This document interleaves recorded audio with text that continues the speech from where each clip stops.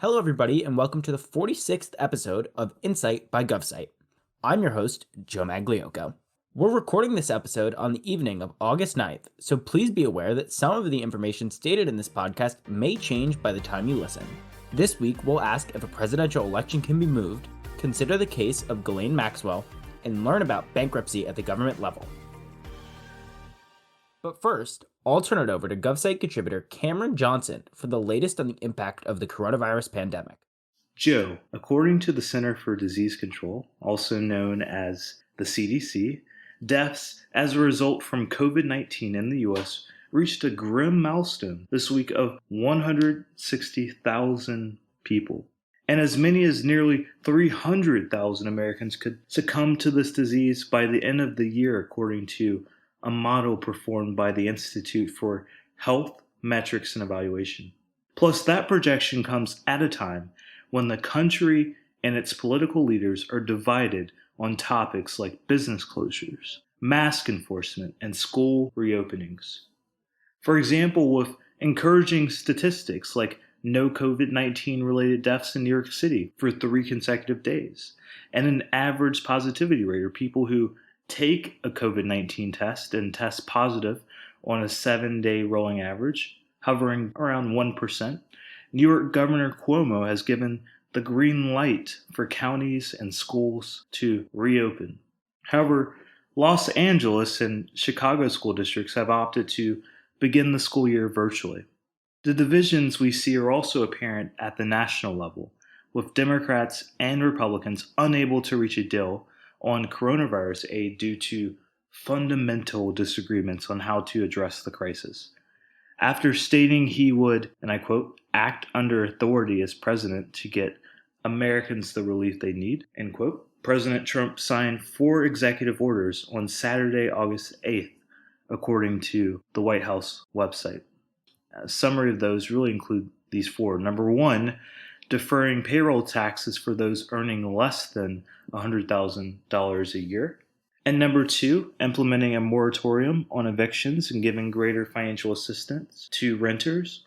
Number 3, $400 per week extra unemployment benefits through the end of 2020, which is really a $200 decrease from the $600 unemployment benefits that we saw before this. And number 4, postponing student loan interest and payments through the end of 2020. Now, according to Article 1 of the U.S. Constitution, it is Congress who has the authority over financial and budgetary matters. Therefore, it's unclear what the legal implications and challenges will ultimately be. In other news, Kodak, an American pharmaceutical and technology firm, is now under a Securities Exchange Commission or SEC investigation after suspicions of insider trading. And this comes after the stock price surged by as much as 1,000% per Yahoo Finance, rocketing from $2 per share all the way to $60 per share upon the news that the Trump administration had given the company a $765 million loan under the Defense Production Act. The key question centers around the stock rally and options trading prior to the company and the Trump administration making the announcement. According to the SEC, illegal insider trading occurs when buying or selling a security causes a breach of a fiduciary duty on the basis of material, non-public information about the security. Reporting from GovSight, I'm Cameron Johnson. For this week's edition of Learnin' Time, GovSight producer Alexandra Sherritt will go over why bankruptcy isn't an option for most state and local governments.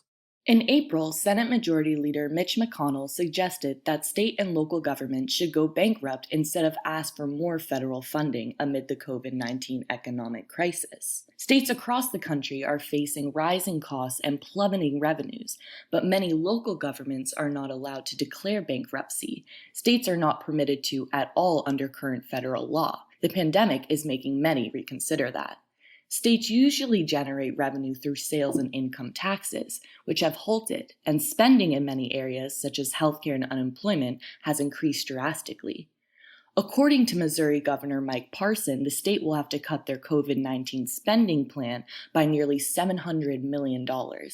Los Angeles Mayor Eric Garcetti's State of the City address included plans for furloughing thousands of city workers as part of a larger effort to save the city from economic fallout due to the pandemic. Phoenix Mayor Kate Gallego said her state planned on having a $28 million surplus for the upcoming fiscal year.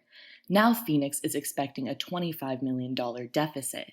Some local governments can declare bankruptcy without restrictions, namely municipalities. A municipality is a city, borough, village, or town. Sometimes it's a section of a county. Other forms of local government include counties, townships, school districts, and special districts. Under federal law, any of those entities can file for Chapter 9 bankruptcy. Chapter 9 provides municipalities with protection from its creditors while it develops a plan to reorganize its debts. However, it is unique from other forms of bankruptcy because it is designated for government entities and thus cannot force them to liquidate their assets. Liquidating assets means turning property into cash and handing it out to the people it owes money to. When a business does this, it is because it has reached the point of insolvency. A municipality can reach insolvency, but it cannot break up or turn over all its property. Municipalities have been allowed to declare bankruptcy since 1937, but some local governments cannot do this because technically this property belongs to states under the 10th Amendment, which leaves powers not contained in the Constitution for states to deal with. States with restrictions include Oregon, where only irrigation and drainage districts can file for bankruptcy, Montana, which includes this right for counties, and Georgia, which doesn't permit local governments to file for bankruptcy at all. And states can't simply file for bankruptcy. They must pay their debts over time. So Congress would have to change federal law if McConnell wants his statement to come true. Assistance from Congress and the Federal Reserve included the $2.2 trillion CARES Act provided to the state, tribal, and local governments. The Paycheck Protection Program added a $349 billion in loans to small businesses. Additionally, there is the Family First Coronavirus Response Act, which increased federal funding for Medicaid temporarily. As millions of people now face a sudden and sharp loss of income, lawmakers are facing pressure to approve more relief. For this week's edition of Learn in Time, I'm Alexandra Sherritt. GovSight executive producer Josh Henry is on the line for Under the Radar. Josh, you've been researching the case of Ghislaine Maxwell and intern Jeffrey Epstein. What more can you tell us about this ongoing saga? Joe, I can tell you that this gets dark. Let's start with the latest. Ghislaine Maxwell currently sits in a Brooklyn jail following her arrest on July 2nd. She has already pled not guilty to assisting now deceased financier Jeffrey Epstein in recruiting young girls in a sex trafficking scheme for a period of at least 3 years. It is alleged that Maxwell participated in the recurring abuse of minors and committed perjury in April of 2016 when giving her deposition to a New York court regarding her and Epstein's actions. According to the indictment that put Maxwell behind bars, she served as a recruiter to his scheme, under which she would search for underage women in dire financial situations, promising them friendship and various forms of assistance, including education and travel opportunities. Maxwell also stands accused of not only being present while Epstein assaulted these girls in various ways, but also, in some cases, participating in the sexual assault. She has already been labeled a flight risk and denied bail. While she is now in custody, the British socialite had been hiding out since roughly 2016. It had been previously reported that Maxwell was somewhere in London after 2017, but it turns out that she was staying in the New Hampshire area at a secret address. She became reclusive following a defamation suit that was brought against her last decade by Virginia Giuffre, one of the women who accused Jeffrey Epstein of running a sex trafficking operation. Most recently, a federal judge unsealed hundreds of pages of deposition transcripts and other documents that relate to the now settled defamation suit. The contents further describe the wide-ranging sex trafficking scheme involving dozens of underage girls and stretching across several states, including Florida, New York, and New Mexico. Epstein was known for orchestrating the ring with Maxwell by his side. Giuffre also accused several high-profile names of being involved in the erotic massages the girls were trained to perform. The list includes princes, presidents, an unnamed hotel magnate, and even former White House counsel and eventually Epstein's own lawyer, Alan Dershowitz. That said, not all of the transcripts from that defamation suit were released to the public. A U.S. appeals court temporarily delayed the release of a particular deposition about Maxwell's sex life. Her lawyer claimed it would be impossible for Maxwell's team to find an impartial jury for her case if the specific deposition was released. Her team's appeal will be heard on an expedited basis, and oral arguments are scheduled for September 22nd. The alleged crimes against Maxwell and Epstein have been in the public eye for over a decade. Epstein was originally charged in a federal court in Miami in 2008, but prior to said charges, his legal team had agreed to a non-prosecution agreement with federal prosecutors in Florida in 2007. That backdoor agreement allowed Epstein to face little repercussions despite a perceived mountain of evidence against him. While he was forced to register as a sex offender in multiple states, Epstein saw little jail time until 2019, when federal prosecutors in New York charged him once again for the sex trafficking scheme and had him placed in a Manhattan jail cell. But he would never face another federal trial. The millionaire was found unresponsive in his cell on August 10, 2019. Epstein's death was ruled a suicide. While it is not clear yet what punishment, if any, that Maxwell will face, the cases against Epstein and now his former accomplice have been held up as examples of how the uber-wealthy can use their extensive means to escape fair prosecution in the eyes of the law.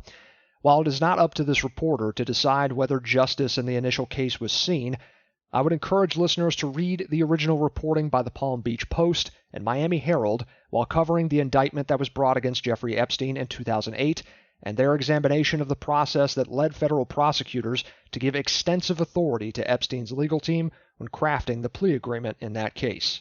Reporting for GovSight, I'm Josh Henry. It's been a while since we really discussed the 2020 election cycle. To bring us back an analysis on how COVID-19 has changed the campaign process and ballot responses, here is GovSight editor Chris Butler. With COVID-19 still rampant in the United States, the fast-approaching 2020 election will be like no other election in U.S. history, given these unprecedented circumstances. Typically, with the election only a few months away, candidates would be campaigning throughout the country, hoping to claim as many swing votes as they can. However, Trump and Biden both have canceled their rallies in order to comply with social distancing guidelines, making it a lot more difficult to actively campaign. Similarly, the Democratic and Republican national conventions have both been postponed and significantly downsized. These events are usually where delegates from each party meet and officially decide on their nominations for the presidential race.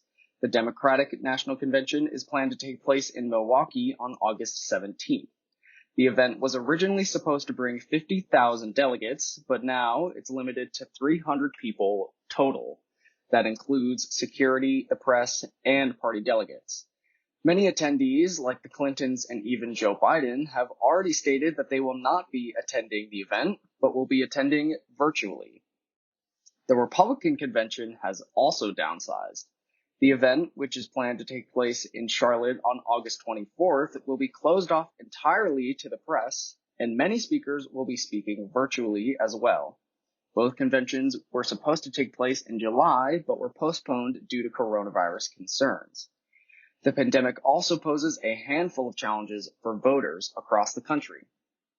Citizens usually can register or cast ballots for an election at in-person polling locations, but as the pandemic continues, this may not be recommended. Some citizens have taken an initiative to combat this issue, like an emergency room doctor in Boston who is distributing thousands of voter registration kits throughout hospitals. Also, state legislators have been altering policies to streamline the mail-in voting process, like delaying postmark deadlines for mail-in ballots or sending applications directly to registered voters' addresses automatically. In April, Maryland held its first all-mail-in ballot special election to fill U.S. Representative Elijah Cummings' 7th congressional district seat. Meanwhile, 16 states postponed their primary elections until June or August. But voters in other states, like Texas, will need a reason beyond the pandemic to apply for a mail-in ballot. This may pose problems for voter turnout, especially with hundreds of polling locations across the state and across the country closing. Plus, with the U.S. Postal Service making changes that slowed down its delivery process, It may take longer for all these mail-in ballots to be sent in. With this unprecedented election, all eyes will be on incumbents that are running for office again, as voters will look to see how they handle the crisis. Reporting for GovSight, I'm Chris Butler. This week, I have GovSight producer Kristina Bacon on with me to discuss why we have elections when we have them and why they're not the easiest thing to move, especially at the federal level. So, Kristina, just to get us started, why do we vote on the first Tuesday after the first Monday in November for a federal election? Well, we do that because this all happened in the 1800s, and it's because most people at that time were farmers and thus lived far away from any place to vote. And because transportation in those times was much slower, people often took at least a day to travel to vote. And lawmakers needed to allow for a 2-day window for election day. And they didn't want to use weekends since most people went to church on Sundays, and on Wednesday, that was farmers' market day. And ever since then, we haven't changed the system. So President Trump has floated the idea of him possibly moving the 2020 federal election. This has come with serious concern, and even Senate Majority Leader Mitch McConnell said the election will be taking place as planned. But does Donald Trump have the power to move the election? Not officially. The power to determine the times, places, and manner of holding the election is designated to Congress through the Constitution. So why would Trump be floating this if he has no ability to do so? What is there to gain for the Trump campaign? Well, recently, Trump has seen dropping numbers at the polls, and Biden is actually gaining favor in some of the swing states like Florida and Pennsylvania. And Trump's handling of the pandemic means that the November election is not going to be normal like a typical election. And in fact, it means that it would most likely see an increase in mail-in ballots, and Trump has repeatedly railed against having universal mail-in ballots for an election because he thinks that they have a propensity to be corrupt. Well, everybody, that wraps up episode 46 of the Insight podcast by GovSight. If you'd like more insight on the happenings of politics and government, subscribe wherever you listen to our podcast and catch new episodes every week. Plus, subscribe to our interview series, Check-In by GovSight. Our latest check-in was with Libertarian vice presidential nominee Spike Cohen, who delved into why he believes the Libertarian platform is right for the United States in 2020. If you like what you hear on any of our pods, drop a rating and review if you have a minute. It really helps. Of course, follow GovSight on Twitter, Facebook, Instagram, and take a peek at our GoFundMe because your donations make our mission possible. Finally, head over to govsight.com to learn a little bit more about who we are, what we do, and how we are making citizenship simplified.